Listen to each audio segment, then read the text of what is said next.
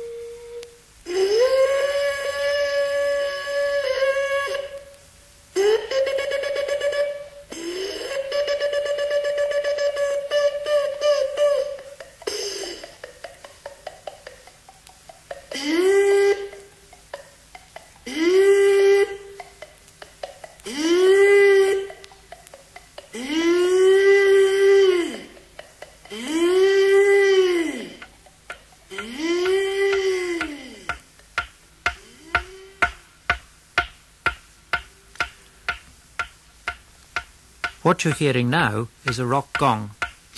This one is at Port Appin and was traditionally used for summoning the clans. It's a most unusually shaped rock, full of cups and hollows, which may have been man-made. There's a ringing rock on Tiree which has ancient markings on it, but no one can say for how long these resonant rocks have been used either for signalling or as musical instruments, and the dates of the markings are not easily guessed at either. However, since mankind started with the Stone Age making implements out of stone, it would be very surprising if the process had not led to such uses. Two people working at the same site, knocking stone on stone, might well have set up a rhythm such as this.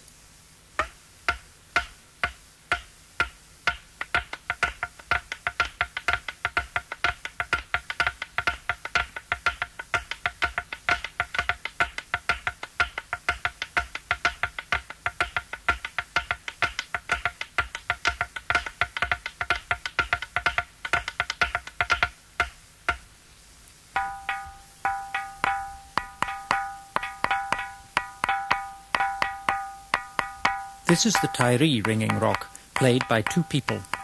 It has a bell-like sound clearly heard right through the rock, which is a good 7 feet in diameter.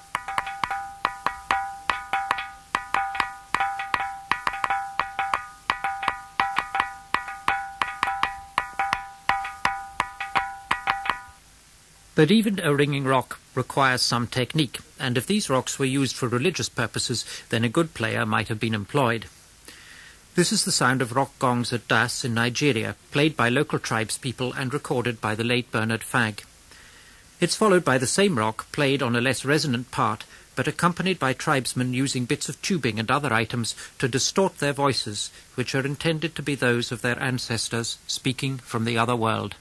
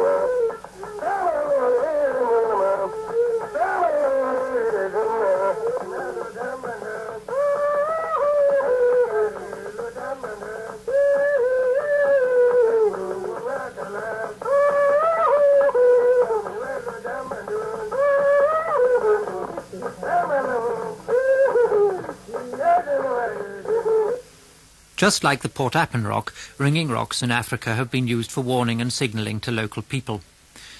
This rock at Belso in Nigeria was also used for initiation ceremonies, and it may well be that our own ringing rocks were played at similar functions. After all, our kings used to be crowned on the Liash Fall, the stone of destiny, which is supposed only to have made a noise when a rightful king sat upon it. This may simply mean that it was only played on such a solemn occasion, and when Bernard Fagg made this next recording in the midst of a patently unpeopled territory, an African arrived within minutes to put an end to the sacrilege.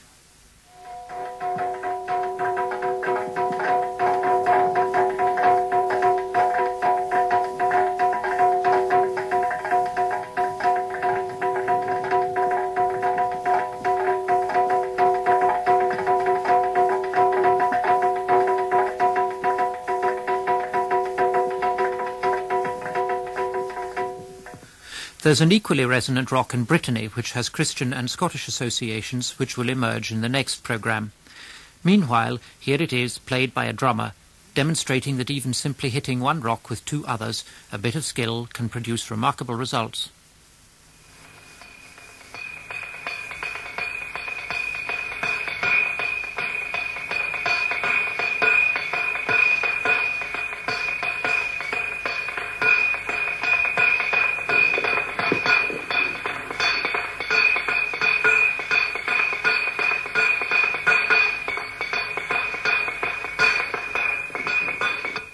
So far I've been talking about instruments, the bagpipes excepted, that you don't have to make.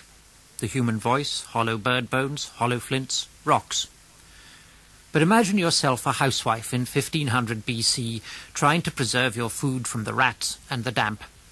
You put it, perhaps, in a clay-collared urn like the ones in the Royal Museum in Edinburgh and cover it with a skin. The rats pull the skin off. You tie the skin down round the collar with a thong. The weather gets damp and the leather tightens, and the next time anything touches it, it rings like a drum. This is a reconstruction of a late Bronze Age clay and skin drum, but the sound would be much the same as that of the older collared urns.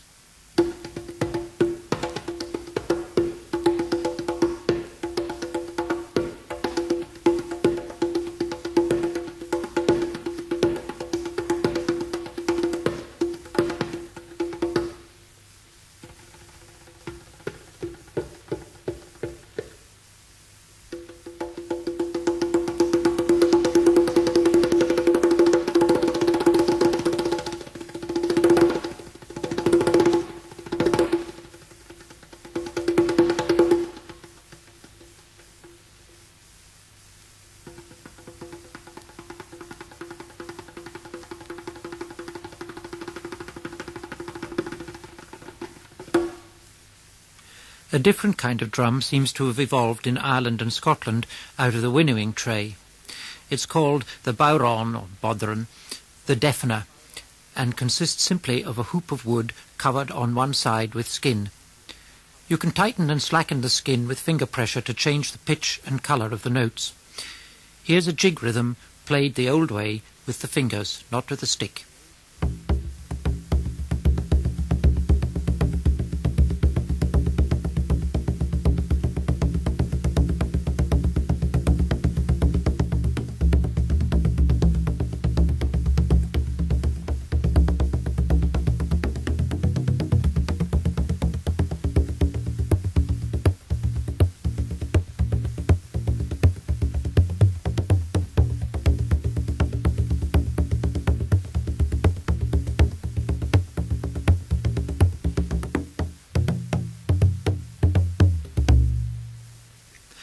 All of this so far suggests a simple society using simple things in apparently simple ways.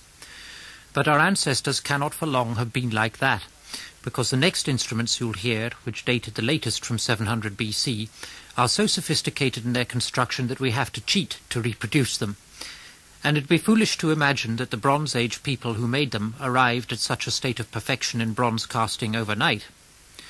What's more, they made so many of these instruments that they could afford to ritually destroy them as far as playing was concerned and bury them in an Irish bog.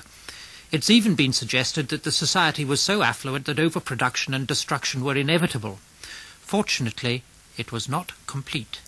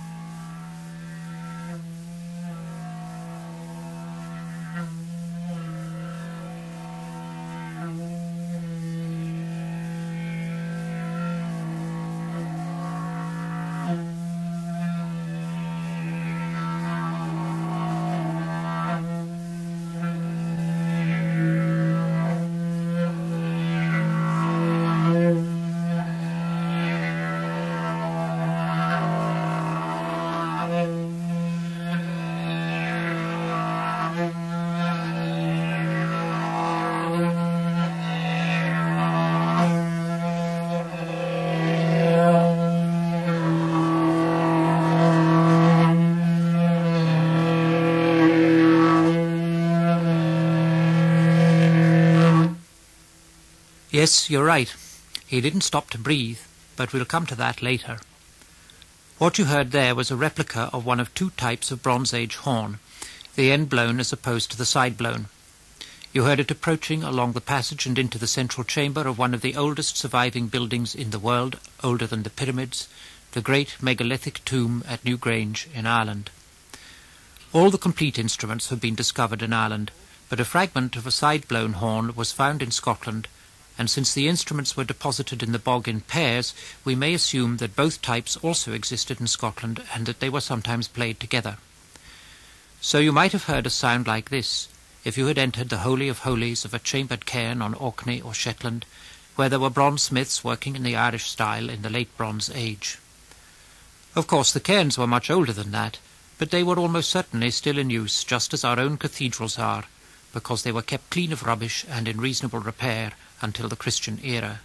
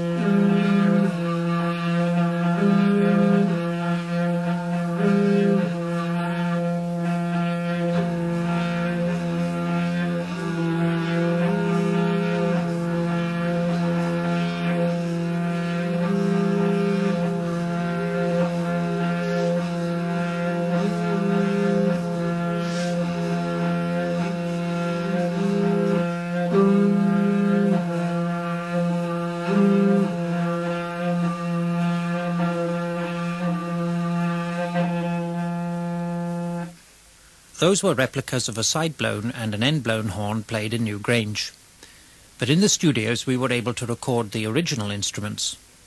In both cases it's the side-blown horn that provides the tune, the end-blown horns give the drone.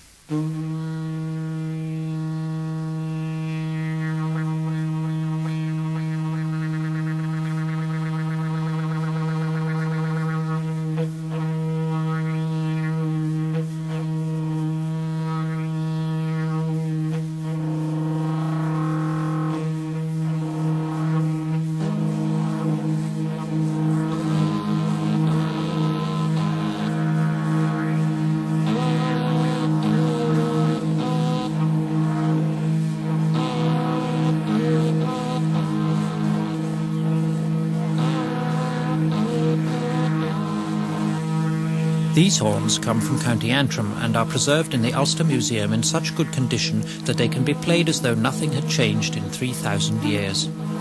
Because there are only two, we have multi-tracked them to give the effect of a larger ensemble. The horns have been found in such quantities as to make ensemble playing as likely as it is a reality in parts of Africa today.